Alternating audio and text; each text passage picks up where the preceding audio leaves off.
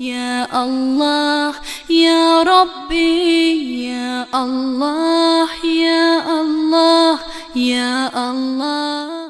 اس وقت بہت سارے نیک لوگ، بہت سارے سمجھدار لوگ، دانشمند لوگ، جن کو اللہ تعالیٰ نے صلاحیتوں سے نوازا ہے، یہاں مجلس میں 50 لوگ بیٹھے ہیں، مجلس ختم ہوگی، کچھ لوگ کیا کہیں گے؟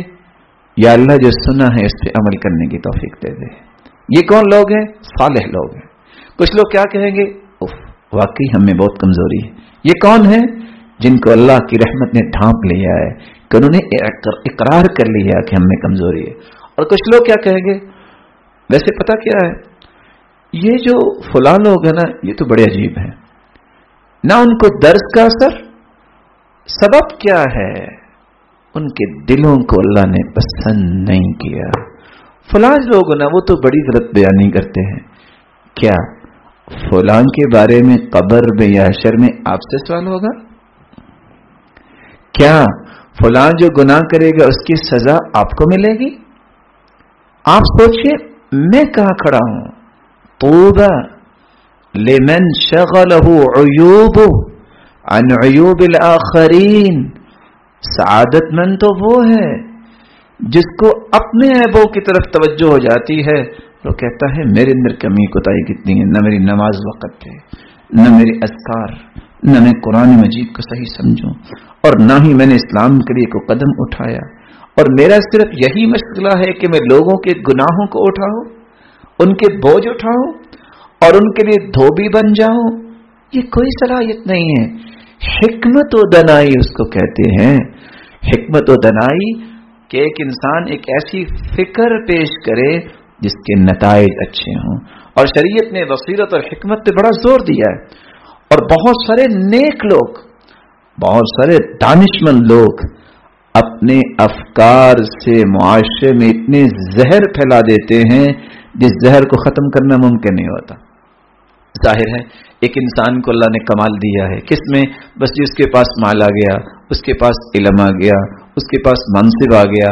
اگر ان تینوں نعمتوں کو اس نے صحیح استعمال نہیں کیا، منصب کو، مال کو، علم و معرفت کو، اس سے بڑا فتان اور فتنے باز بھی کوئی نہیں ہوگا۔ سبب کیا ہے؟ صحیح صلاحیت وہ ہے المنقاد لشرع اللہ۔ مال، علم و معرفت، منصب اور عہدہ، اس کو شریعت کے تابع کر کے رکھے۔ کیا صرف اس لیے آپ زہر اگلیں کہ میرے پاس بہت بڑا علم ہے؟ آپ کہیں گے فلاں شخص کو آپ کیا کہتے ہو؟ کون سا فلاں شخص؟ وہ بھی اللہ کا بندہ ہے، اور نہ جانے وہ توبہ کر لے اور تیری اس غیبت کی وجہ سے تیرے اعمال اللہ کے سامنے پیش ہی نہ ہو۔ اس لیے حکمت و دنائی یہ انسان کی گمشدہ چیز ہے۔ اور حکمت کے 4 معنی ہیں۔ حکمت کا مطلب حکمت بالغہ فما تغنی النذر، نصیحت، یہ حکمت کا معنی ہے۔ جس شخص کو نصیحت اثر نہیں کرتی اس کے اندر کوئی خیر نہیں ہے۔ خیر کیوں نہیں ہے؟ کیونکہ قرآن کہتا ہے وَإِذَا قِيلَ لَهُ اتَّقِ اللَّهَ أَخَذَتْهُ الْعِزَّةُ بِالْإِثْمِ فَحَسْبُهُ جَهَنَّمُ۔ جب کسی سے کہا جاتا ہے تم اللہ سے ڈر جاؤ تو اس کو عزت آڑے آ جاتی ہے۔ مجھے کہہ رہے ہو؟ تمہیں پتہ نہیں میں کون ہوں؟ میں اللہ سے ڈروں؟ سلف صالحین کو کہا جاتا، اور مجھے اپنے باز کی بات یاد آ گئی۔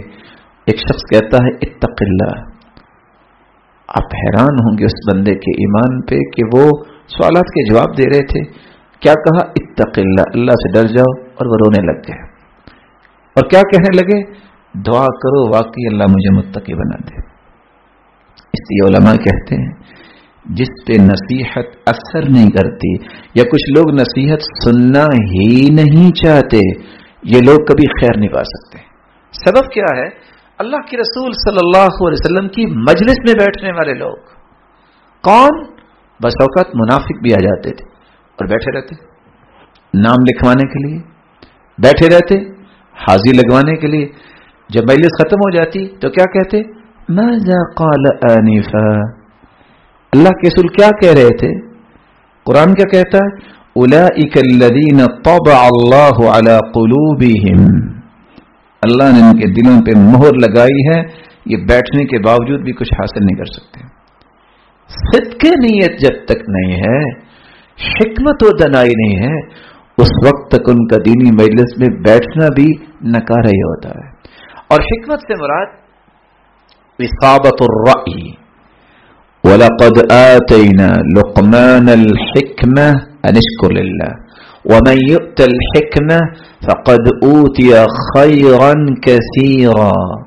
جس کو اللہ تعالیٰ نے ایسی رائے سے نوازا، جب بھی وہ رائے دیتا ہے صحیح رائے، قرآن سنت کے موافق رائے، اچھا مشورہ، اچھی ڈائریکشن، یہ نعمت ہے. یہ جس کو مل جائے اس کو تو خیر کثیر مل گئے. اور حکمت سے مراد نبوت بھی ہے. وَآتَيْنَاهُ الْحِكْمَةَ وَفَصْلَ الْخِطَابِ. ہم نے اپنے پیغمبر داؤد کو نبوت سے بھی نوازا اور فصل الخطاب، فصل خطاب سے بھی نوازا. لم يبق من النبوة الا المبشرات. نبوت تو ختم ہو گئی ہے، باقی بچنے والی کون سی چیز ہے؟ خوشخبریاں. کون سے لوگ ہیں جن کے پاس یہ صلاحیت ہوتی ہے، جو اللہ اور اس کے رسول کے فرامین کی روشنی میں گفتگو کرنا جانتے ہیں. اس لیے یہ حکمت و دنائی ملتی کن کو ہے؟ من ترک فضول الکلام منح الحکمہ. جو لغویات، فضولیات سے اپنی زبان کو روک لیتا ہے، اللہ رب العزت اس کی زبان پہ حکمت و دانائی کو جاری فرما دیتے ہیں. حکمت و دانائی کی میں 2 مثالیں قرآن سے پیش کرنا چاہوں گا تاکہ آپ کو اندازہ ہو. اب دیکھیں قرآن مجید میں اللہ رب العزت فرماتے ہیں یوم یفر المرء من اخیہ. قیامت کے دن بھائی سے بھاگ جائے گا، بھاگنے کا تذکرہ ہے. وَأُمِّهِ وَأَبِيهِ. ماں باپ سے بھی بھاگ جائے گا، کام نہیں آئے گا. وَصَاحِبَتِهِ وَبَنِيهِ. بیوی کو بھی چھوڑ دے گا، اولاد کو بھی چھوڑ دے گا، کسی کے کام نہیں آئے گا. لیکن جہاں یہ لفظ آئے ہیں یبصرونہم، جب جہنم دکھائی جائے گی، یود المجرم لو یفتدی من عذاب یومئذ ببنیہ. کیا کہے گا؟ اے اللہ بطور فدیہ میرے بچے لے لے، ان کو جلا دے، مجھے چھوڑ دے. وَصَاحِبَتِهِ وَأَخِيهِ. سب سے پیارے انسان کو بچے ہوتے ہیں. پھر فرمایا، پھر کہے گا مجرم اللہ اس بیوی کے پیچھے میں تجھ سے دور ہوا، اس کو جلا دے، بطور فدیہ میں پیش کرنے کے لیے تیار ہوں، مجھے چھوڑ دے. پھر انسان بھائیوں پہ بڑا ناز کرتا ہے کہ میرے بھائی جہاں بھی کوئی مسئلہ بنے گا میرے پیچھے کھڑے نظر آئیں گے. پھر کہے گا اے اللہ بطور فدیہ بھائیوں کو لے لے، مجھے چھوڑ دے. وَفَصِيلَتِهِ الَّتِي تُؤْوِيهِ. آج بڑا گمنڈ اور غرور ہوتا ہے، میں تو سید زادہ ہوں اور میں تو راجپوت ہوں، میرا تو یہ خاندان ہے، اور خاندان کی طرف انسان بھاگ بھاگ کے جاتا ہے. قیامت کو کہے گا یا اللہ سارا خاندان میرا جلا دے، میں فدیہ دیتا ہوں، مجھے چھوڑ دے. حالانکہ ہمارا عقیدہ کیا ہے کہ ابو بکر صدیق رضی اللہ تعالیٰ عنہ جس جیسا کوئی صحابی نہیں تھا. بلال جب کالے رنگ کا غلام آتا تو کہتے بلال سیدنا، بلال ہمارا سردار ہے. اور بلال غلام تھے رضی اللہ عنہ. کسی نے پوچھا بلال باتیں بڑی تمہیں آتی ہیں توحید کی، یہ تو بتاؤ تمہارے ابا کا نام کیا ہے؟ تو مسکرا کے کہتے ہیں ابی الاسلام، میرے باپ کا نام اسلام ہے کیونکہ میرا تعارف اسلام سے ہوا ہے. اور پوچھا کہ آپ کو مار اتنی کیوں پڑی؟ کہا تم بھی تو برتن خریدتے ہو، چیک کرتے ہو نا کہ مٹی اچھی لگی ہے کہ نہیں، تو اللہ نے چیک کیا اور مٹی اچھی لگی تھی. اور پھر یہ وہ شخص ہے جو غلام تھا. اور عبد الرحمن بن عوف جو قریشی ہے، اور قریش سے بڑھ کے کون سا خاندان تھا، وہ کیا کہتے ہیں میرے لیے سعادت اور فخر ہے کہ میں اپنی ہمشیرہ اور بہن کا نکاح اس بلال غلام سے کرنا چاہتا ہوں. یہ تو آج ہم بت پوجنے والے ہیں نا. اس لیے میرے معزز بھائیو وہاں کیا ہوگا؟ کہے گا یا اللہ میرے خاندان کو بطور فدیہ لے لے، مجھے چھوڑ دے. اللہ پھر بھی راضی نہیں. وَمَن فِي الْأَرْضِ جَمِيعًا ثُمَّ يُنْجِيهِ. اللہ ساری دنیا کو جہنم میں ڈال دے، مجھے چھوڑ دے. आवाज क्या आती है कुरान की? कल्ला, हरगिज नहीं। इन्नहा लवा, ये दहती हुई आग है, नज़्ज़ाअतन लिश्शवा, जो इंसान की चमड़ी को उधेड़ देने वाली है। तदउ मन अदबर व तवल्ला, और चंगाड़ेगी ये जहन्नम, आवाजें देगी, बिखरी हुई जहन्नम। तकादु तमय्यज़ु मिनल गैज़, करीब है कि गुस्से से फट जाए। और सही मुस्लिम की रिवायत के मुताबिक युक्ता बिजहन्नम वलहा 70,000 ज़िमामिन, जहन्नम को लाया जाएगा 70,000 लुगामें होंगी। मअ कुल्ली ज़िमामिन 70,000 मलक, और हर लुगाम को खींचने के लिए 70,000 फरिश्ते होंगे। अगर आप 70,000 को 70,000 में मल्टीप्लाई करते हैं तो 4 अरब 90 करोड़ फरिश्ते तो सिर्फ जहन्नम को थाम के खड़े होंगे। यहां हिकमत और बसीरत क्या है? भागने की बात आई तो भाई से भी भागा, बीवी से भी, बच्चों से भी, वालिदैन से भी भाग जाएगा। लेकिन जहां फिदिये की बात आई वहां वालिदैन का तज़किरा क्यों नहीं किया? अल्लाह ने बसीरत सिखाई है कि वहां ये इंसान नहीं कहेगा कि मेरे वालिदैन को जला दे, मुझे छोड़ दे। क्यों भला? अल्लाह फरमाएंगे अमरतुका बिल इहसानि इलैहिमा व तुफ्दी बिहिमा अन नफ्सिका मिनन नार, इनके बारे में तो मैंने हुक्म दिया था जिंदगी में एहसान करना, तो आज इनको ही बतौर हदिया जहन्नम में फेंक के अपनी जान छुड़ाना चाहते हैं। यही तो वो हस्तियां हैं जिनके साथ तुम्हें एहसान करने का हुक्म है। किस तरह गहरी बात हिकमत की कुरान ने सिखाई। अब देखें जहन्नम का तज़किरा कितनी मरतबा कुरान मजीद में हुआ है। जन्नत का तज़किरा भी 86 मरतबा हुआ और जहन्नम का तज़किरा भी हुआ, लेकिन किसके लिए? काफिरों के लिए। किसके लिए? मुनकरीन शरीयत के लिए। किसके लिए जहन्नम का तज़किरा हुआ? जो अल्लाह को मानते नहीं है। लेकिन आखिर कौन सा राज है कि 2 सूरतों के शुरू में अल्लाह ने 2 लफ्ज बोले हैं, वैलुल लिल मुतफ्फिफीन, वैलुल लिकुल्लि हुमज़ा। वैल किसको कहते हैं?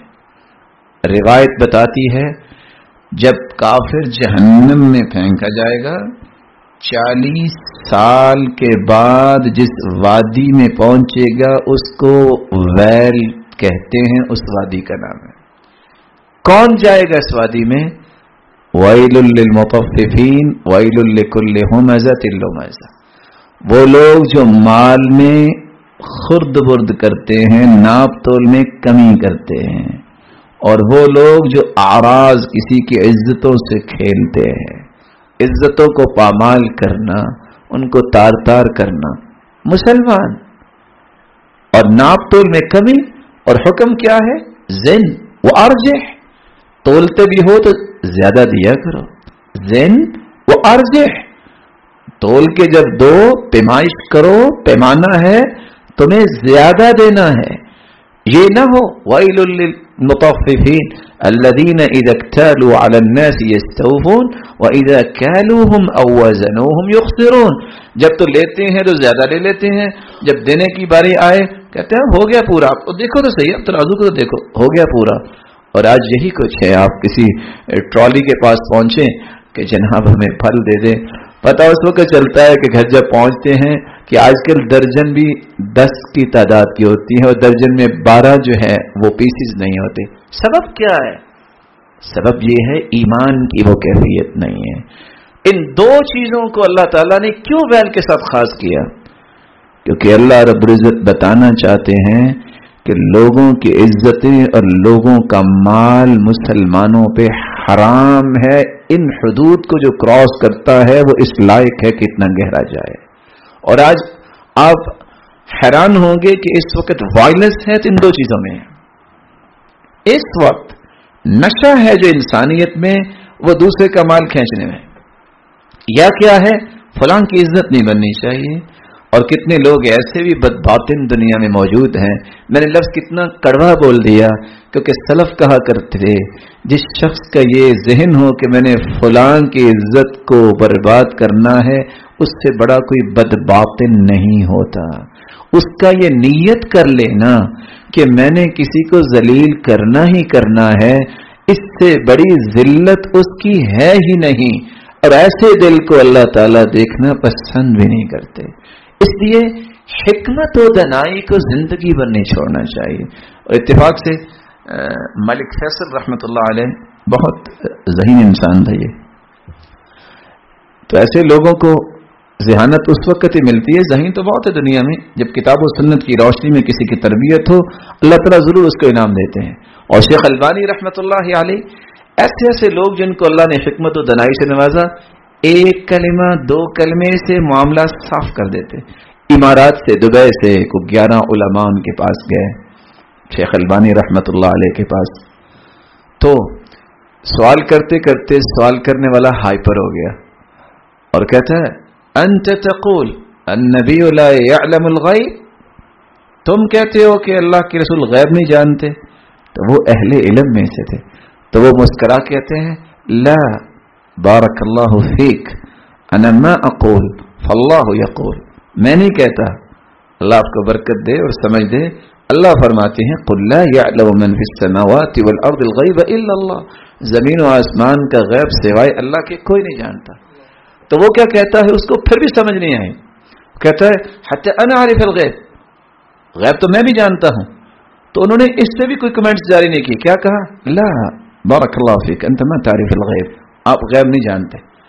بجائے اس کے کہ ابھی بھی سمجھ جاتا، وہ کیا کہتا ہے کہ تناقش نہیں، میرے ساتھ مناظرہ کرنا ہے. کہتے لا لا جزاک اللہ خیر انا ما اناقشک، میں مناظرہ نہیں کروں گا لیکن آپ غیب نہیں جانتے. میں نے کہا لا لا بل تناقش نہیں، میرے ساتھ مناظرہ کرو. اب جب انہوں نے اس طرح کا تکرار دیکھا تو انہوں نے کیا کہا بشرط، مناقشہ اور مناظرہ کروں گا لیکن ایک شرط کے ساتھ. تو اس کو سمجھ نہیں آئی میں کیا بول رہا ہوں. کہتے ہیں میں ہوں شرط. کون سی شرط ہے بتاؤ. کہاں ہار گئے ہو، اگر تم غیب جانتے ہوتے تو میری شرط بھی جانتے ہوتے. فارغ ہو گئے. یہ حکمت و دانائی اللہ کن کو عطا کرتا ہے؟ جو لغویات سے پرہیز کرتے ہیں، جو فضولیات سے اپنے آپ کو دور رکھتے ہیں. تو ملک فیصل اتفاق سے رحمہ اللہ وہ تقریر کر رہے تھے. ایک صحافی بہت تیز ترار تھا. لوگوں نے کہا کہ آج تیری باری ہے، اگر تو سب کے سامنے اس کو سوال کر دیں اور اس کو آج کم از کم شکست دینا، ہم سمجھ لیں گے تیری صحافت کامیاب ہے. اس نے سوال کیا کیا کہ آپ کے سر کے بال کیوں سفید ہوئے ہیں اور داڑھی کے بال سفید کیوں نہیں ہوئے؟ کہتے ہیں چونکہ وقت تھوڑا ہے، آپ کو پتہ ہونا چاہیے میرے سر کے بال 20 سال پہلے ہو گئے تھے، یہ بعد میں ہو گئی ہے، اس لیے 20 سال انتظار کریں. کیوں اس کو فوراً فارغ کیا؟ یہ فوری طور پہ انسان اچھا جواب اس وقت دے پاتا ہے جب انسان کو اللہ نے حکمت و دانائی سے نوازا ہو. اتفاق سے ہم شیخ عبد الرحمن السدیس حفظہ اللہ ان کے بہنوئی کے پاس بیٹھے ہوئے تھے، تو ہمیں وہ قصہ سنا رہے تھے کہ شیخ عثیمین رحمۃ اللہ علیہ جدہ سے انہوں نے مکہ آنا تھا، گاڑی لیٹ ہوگی، انہوں نے ٹیکسی پہ بیٹھے اور مکے کی طرف. ڈرائیور جو ہے اس نے سگریٹ لگائی. تو کہتے ہیں السلام علیکم یا اخی الکریم ھذا ما یجوز. سلام کیا کہ کہا میرے بھائی یہ جائز نہیں ہے. تو وہ آگے سے پتہ کیا کہتا ہے من انت، کون ہو تم؟ قال انا اخوک صالح بن محمد العثیمین، میں آپ کا بھائی صالح بن محمد العثیمین ہوں. کہتے ہیں اس نے سمجھا کہ مذاق کر رہے ہیں. تو انہوں نے کیا کہا ومن انت یا اخی، اے میرے بھائی آپ کون ہیں؟ کہتا ہے ابن باز، میں ابن باز ہوں. اس نے یہ سوچا ٹیکسی ڈرائیور نے اگر یہ شخص شیخ صالح حسینی ہو سکتا ہے تو میں ابن باز ہو سکتا ہوں. شیخ نے کچھ نہیں کہا. کیا کہتے ہیں لا بارک اللہ فیک الشیخ ما یسوق السیارہ، شیخ گاڑی نہیں چلا سکتے لأنہ اعمی، کیونکہ ان کو نظر نہیں آتا. جواب دے دیا اور بیٹھ کے بدأ یسبح ویہلل ویکبر اور ذکر میں مشغول ہو گئے. تو یہ شخص سوچ میں پڑ گیا کہ انہوں نے جواب بڑا عجیب دے دیا ہے کہ واقعی یہ شیخ کو جانتے ہیں پھر کہ شیخ گاڑی نہیں چلا سکتے. جب وہ مکہ پہنچے تو وہاں تو دنیا کھڑی تھی ان کے استقبال کے لیے. پوچھتا ہے من ھذا الشیخ، یہ بزرگ کون تھے؟ کہا یہ شیخ صالح بن محمد العثیمین. کہتے واللہ، وہ ٹیکسی ڈرائیور سناتا اپنا قصہ. میں نے کہا واللہ یہ وہی ہے. اتنی تواضع اس انسان میں، اس نے کوئی بات نہیں میرے ساتھ کی ایسی غلط، اور میں سوچتے رہا. پھر جا کے اس نے معذرت کی. یہ جواب کیوں اس طرح کے انسان کو اللہ تعالیٰ سکھاتا ہے؟ جب حکمت و دانائی آتی ہے. بات کہاں سے چلی تھی؟ دین کی مجلس میں بیٹھ کے، دینی مجلس سے پہلے یا دینی مجلس کے بعد مسائل، فکر آخرت اور غور و خوض وہ کرتا ہے جس کا دل زندہ ہوتا ہے. اور ارجاف، مرجفون، بے پڑکی اڑانے والے اور ادھر ادھر کی باتیں کرنے والوں کو اللہ سے توبہ کرنی چاہیے، کہیں وہ آیت ان پہ اس کا انطباق نہ ہو جائے.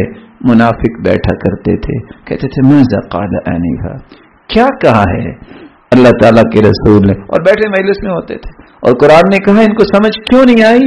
ان کے دماغ یہاں نہیں تھے، ان کی سوچ یہاں نہیں تھی. اولئک الذین طبع اللہ علی قلوبہم، اللہ تعالیٰ نے اصل میں ان کے دلوں پہ مہر لگا دی ہے. اس لیے زندگی میں یہ بات ذہن میں رکھیے گا، یہ دینی مجلسیں، علمی مجلسیں، ہم تو طالب علم ہیں. آپ کو اگر کوئی دینی مجلس میسر آ جائے، اللہ کی قسم زندگی کے اس طرح کے سنہری لمحات اور کوئی ہو نہیں سکتے. اور میں نے آپ کو حدیث سنائی تھی، پھر سنا دیتا ہوں. دین کی مجلس، صالحین کی رفاقت، نیک لوگوں کا قرب اور ان کی مجالس میں بیٹھنا، بلکہ ایک قدم اٹھانا بس اوقات اس کے لیے بھی اللہ جنت اس کے لیے واجب کر دیتے ہیں. آپ کہیں گے یہ کون سی حدیث ہے؟ رسول اللہ صلی اللہ علیہ وسلم کا فرمان ہے، صحیح الجامع کی روایت.